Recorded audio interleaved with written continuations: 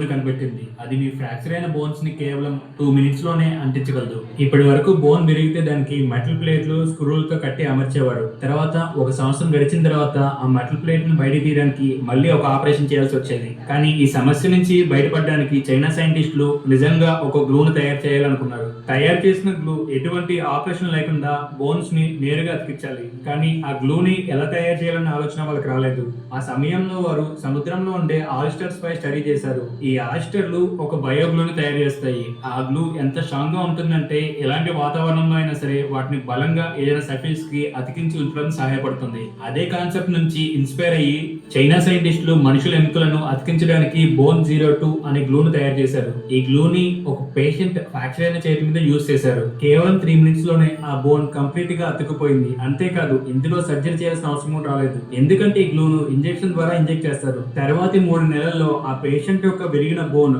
Complete గా normal అయిపోతుంది.